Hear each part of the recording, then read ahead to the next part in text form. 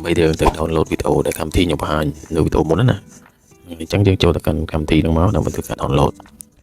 អញ្ចឹងយើងចូលទៅកាន់កម្មវិធីនេះក្រហមនេះនៅបងឃើញហើយនឹងសិតទៅវីដេអូអញ្ចឹងបងប្អូនទៅការវីដេអូមួយណាឧទាហរណ៍ថានិយាយទៅបងប្អូនវាយមកគឺវាចេញឲ្យអញ្ចឹងណាហើយឧទាហរណ៍ថាឥឡូវយើងចង់បានវីដេអូ AI ធ្វើម្ហូបអញ្ចឹងទៅឧទាហរណ៍ណាបងចេញមក AI food អីចឹងមកsearchមកវានឹងចេញហើយបងប្អូនឃើញអត់វានឹងសម្បត្តិបាត់ select សិនបើវា select ហ្នឹងបងប្អូនឃើញអត់តែវីដេអូឃើញអត់នេះចឹងបងប្អូនត្រូវការអីថាវីដេអូសត្វអី animal ចឹងតែចឹងវានឹងចេញមកឃើញបងប្អូនឃើញអត់សត្វដល់ឥឡូវដើម្បីមកខាត់ពេលយើងចូលទៅធ្វើការ download ទៀតថាឥឡូវបងប្អូន search ឃើញវីដេអូដែលបងប្អូនពេញចិត្តហើយចឹងបងប្អូន select ទៅលើវីដេអូហ្នឹងក៏បានឬក៏បងប្អូនថាមើលថាបងប្អូនចង់ដឹងថាវីដេអូហ្នឹងមានច្រើនអត់នៅក្នុង profile បងប្អូនចុច profile ហ្នឹងមកអូខេនេះ profile វាហ្នឹងនិយាយថានេះរបៀបដូចជា TikTok ដែរបងប្អូនចឹងដូចគ្នាចឹងវាមាន account មានអីវាចឹងទៅបងប្អូនចូលមើលខ្លួនឯងទៅឆ្លាញ់ណាយើងចូលមើលទៅដូចសត្វនេះចឹងយើងចូលទៅកាន់ profile វាដែរហ្នឹងមកអូខេសត្វអញ្ចឹងនៅក្នុងកម្មវិធីនេះវាអាចមានថាវីដេអូខ្លះឲ្យយើង down បានវីដេអូខ្លះមិនឲ្យយើង down ទេយើងយកវីដេអូសត្វនេះមួយចុះចូលបងប្អូនដើម្បីធ្វើការ down បងប្អូនចុចទៅកន្លែង share នេះ share ខាងក្រោមនេះមកបងប្អូនឃើញពាក្យថា download save to album ហ្នឹងបងចុច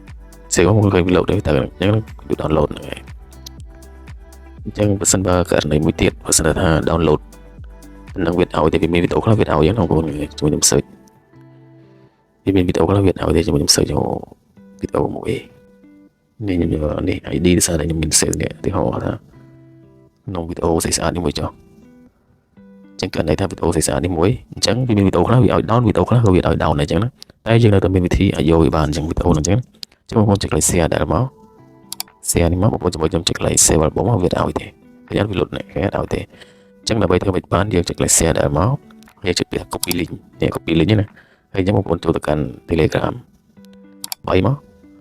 បងប្អូនបាយថា TikTok download មកបាយ search កន្លែង search បាយថា TikTok downloader នេះបងប្អូនឃើញខាងលើនេះហ្នឹងហើយអញ្ចឹងបងប្អូន select លើខាងមក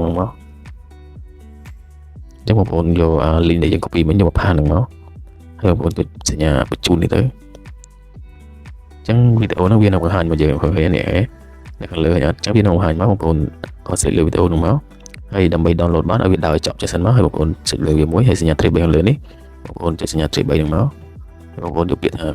save to gallery ខាងលើបងប្អូនចុចលើហ្នឹងមកអញ្ចឹងវីដេអូហ្នឹងវានឹង save ទៅ album របស់យើងអញ្ចឹងណាបងប្អូនអញ្ចឹងឥឡូវយើងចូលទៅមើល album របស់យើងមកយើងចុចវីដេអូនេះចោលសិនមក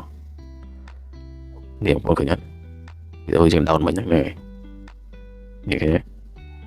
ឃើញនេះវីដេអូយើង down មួយមុនដែលវាយើង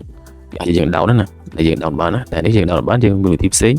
យើងមក down នៅក្នុង Telegram អញ្ចឹងនេះពីរបៀបនៃការ down វីដេអូចេញពី TikTok ចិននេះណាហ្នឹងហើយហើយជួបគ្នានៅវីដេអូក្រោយទៀតបងប្អូនណាហ្នឹងហើយបើពេញចិត្តនៅវីដេអូនេះសូមជួយ like និង share ហ្នឹងហើយអរគុណច្រើន